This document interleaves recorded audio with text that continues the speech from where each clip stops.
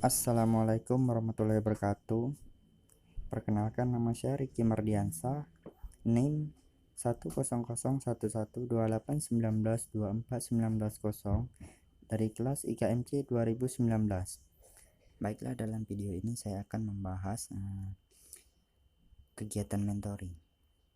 Baiklah, langsung saja. Apa itu mentoring? Mentoring adalah sebuah proses pembelajaran dalam bentuk hubungan saling mendukung dan pengawasan di antara dua orang atau lebih, di mana seseorang dianggap memiliki kemahiran, kemampuan lebih dari yang lain yang disebut mentor, guru, sponsor, konsultan, dan pendorong kepada peserta mentoring yang disebut mante, dalam rangka mentransfer pengetahuan dan pemikiran agar kompetensi mante menjadi lebih berkembang. Istilah mentoring berasal dari bahasa Inggris yang berarti pembimbingan, sedangkan kata bimbingan dalam Kamus Besar Bahasa Indonesia berarti petunjuk atau penjelasan cara mengerjakan sesuatu, tuntunan, atau pimpinan.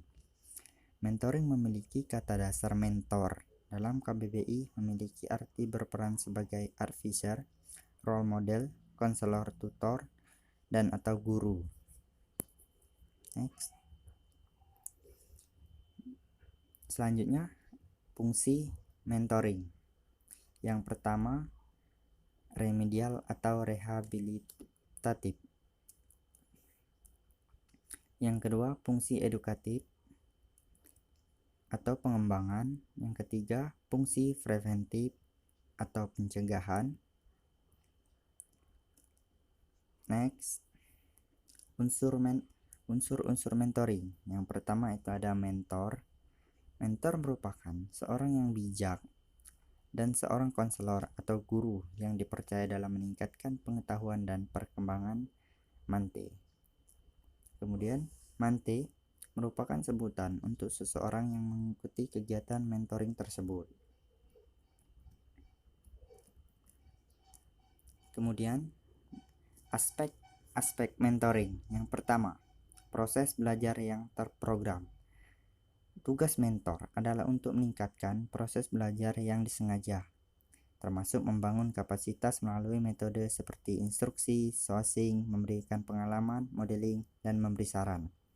Kemudian yang kedua, kegagalan dan kesuksesan adalah guru yang tangguh. Mentor sebagai pemimpin dari suatu proses belajar tentu perlu untuk membagi cerita bagaimana cara melakukan sehingga berhasil. Kemudian yang ketiga, pemimpin perlu menceritakan pengalaman mereka. Pengalaman pribadi maupun contoh kasus harus diceritakan karena memberikan hikmah yang bernilai dan seringkali tak terlupakan. Mentor harus bicara tentang diri mereka sendiri, tentang pengalaman mereka, akan membentuk suatu raport yang menjadi mereka learning leaders. Kemudian yang keempat, proses pengembangan akan matang sejalan dengan mentoring jika berhasil akan menjadi proses belajar yang berkelanjutan, yang akan menjadi pengalaman, observasi, pelajaran, dan analisa yang berlangsung terus-menerus. Yang terakhir adalah mentoring adalah sebuah kerjasama. Mentoring yang sukses berarti membagi tanggung jawab untuk belajar tanpa menghitung fasilitas materi, waktu, dan semua variabel yang ada. Mentoring yang sukses dimulai dengan menentukan kontrak untuk belajar, di mana mentor, mante, dan manajer lini yang terkait ikut terlibat. Next. Kemudian jenis-jenis mentoring. Yang pertama adalah mentoring jarak jauh. Menggunakan teknologi sebagai media seperti internet, email, dan sebagainya. Hal ini sangat menarik kan dapat menjangkau tempat-tempat yang sulit dan praktis dari segi waktu. Meskipun begitu, model ini membutuhkan prasarana yang cukup memadai dan keterampilan khusus dalam menggunakan media teknologi. Selain itu, model ini kurang bersifat spontan dan hubungan interpersonal yang dibangun kurang efektif. Selanjutnya, mentoring lintas budaya. Model ini secara luas dimaksudkan sebagai kemitraan yang melibatkan perbedaan gender, usia, ras, etnik, ataupun kebangsaan. Mentoring lintas budaya terasa makin dibutuhkan mengingat lingkungan kerja makin beragam dalam hal gender, usia, etnik, dan kebangsaan. Kemudian, mentoring kelompok. Dalam memiliki lebih banyak mante daripada mentor, kaitan mengawali proses mentoring dalam skala yang lebih besar. Ada dua pendekatan mentoring kelompok dalam mencapai tujuan pembelajaran para anggota, yaitu action learning dan komunitas praktik. Dalam action learning, dibentuk kelompok yang melakukan pembelajaran secara bersama dalam mengatasi kesulitan dan mencari pemecahan masalah dengan cara bertemu bersama untuk membahas kesulitan-kesulitan yang dialami, bereksperimen, dan berefleksi. Kegiatan ini dilengkapi fasilitator yang kompeten untuk membantu memecahkan masalah. Sementara itu, komunitas praktik dimaksudkan sebagai sekelompok orang yang ingin mempelajari sesuatu berkolaborasi dengan sesuatu kelompok baik secara real maupun virtual.